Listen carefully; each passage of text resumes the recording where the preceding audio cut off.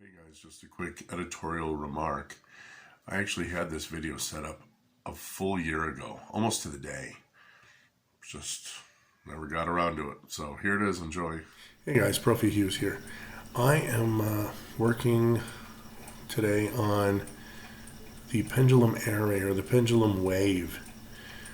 There's a great website guy who teaches you how to make the thing. Thing is that he kind of moves past the algebra. Now solving this equation is just simple algebra since we only have one variable left that's unknown. And I know the video wasn't designed to be an algebra teaching part. So I understand that it might have been a little too high level for what he was trying to accomplish. So, no criticism of that. I mean, this video he made is a jewel, and I went ahead and put the link down in the description box, along with the formula that I'm going to use, okay? But what I've decided to do is for folks who want to go a little higher level, design their own pendulum, they actually want to start with their own lengths and their own series or their own period of time for repeats. We're going to go ahead and solve for k in general terms, and then you just plug in your numbers and go get them. So enjoy the video. All right, have a good one. And now we are going to find k for the pendulum wave in our formula. So to get started, the formula is L sub n. Now n is the number of the pendulum. The first pendulum is the longest pendulum. Okay, so that would be called pendulum 1. So you'd have L1 equals gravity times the TS. Now, the formula says T max, but I don't know.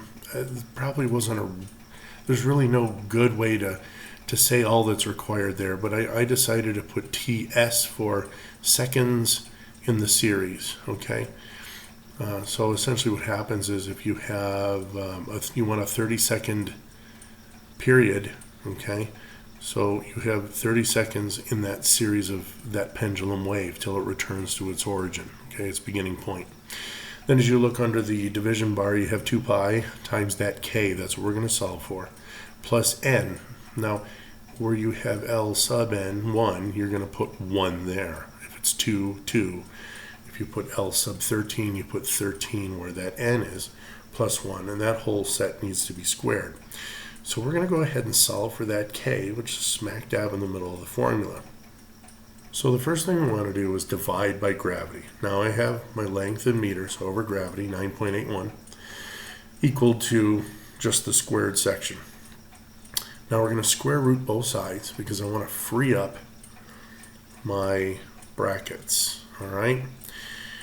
And now we're left with just the t sub s over 2 pi times the quantity k plus n plus 1. Now what we do after that, just cross multiply. Okay, we're gonna multiply L, the square root of L, times the denominator on the right side, and we're gonna multiply t sub s times the square root of gravity on the left. And we're going to go ahead and replace that n with a 1 because we're always going to start with pendulum 1. And this is actually going to help us with our general formula. Okay, the next thing that we want to do is we're going to go ahead and combine the 1 plus 1. Now we have k plus 2. Now what I would go ahead and do next is go ahead and divide by 2 pi times the square root of the length. So that leaves us with k plus 2 on one side, and we have our t sub s times the square root of gravity now divided by 2 pi times the length. Let's go ahead and subtract the 2, and we finally isolated our k value, okay? If you want to go back through the steps and kind of review them again, if you have any questions about how I did something, go ahead and put it down in the comment box. But there's your general all-purpose formula. So what we're going to do is replace our gravity with 9.81. If you want to use the worldwide average, it's 9.80665 if you want to be really accurate. And then you'll want to take pi out to at least 5 digits to keep the accuracy the same. So 2 pi, in this case, we're only using 2 digits, 6.28. Now later I am going to use meters to 4 digits. But that's okay. I've actually double checked with the real numbers, the real like humongously long pi that may be stuck in our computers.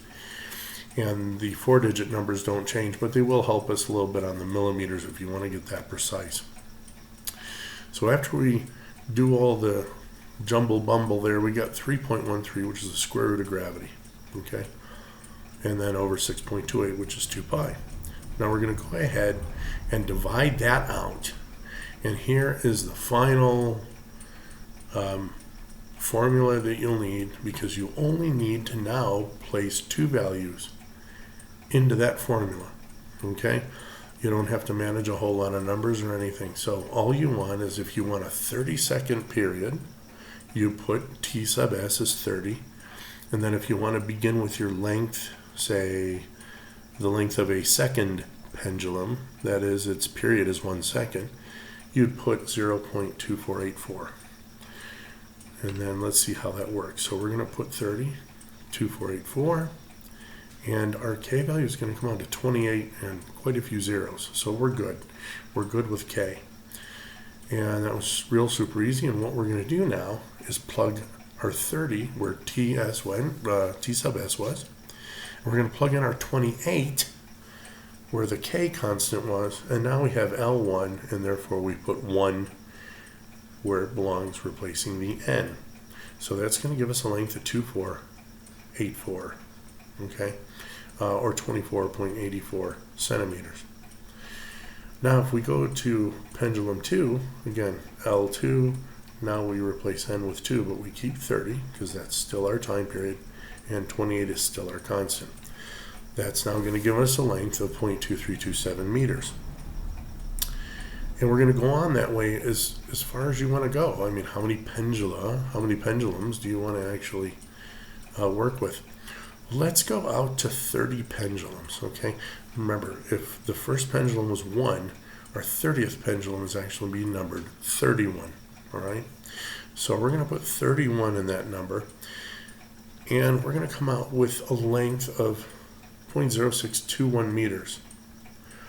Now that's really cool because it's going to bring me up to a point here where, if you look on the left side, my L1 pendulum was 0.2484 and my L31 pendulum was 0.0621.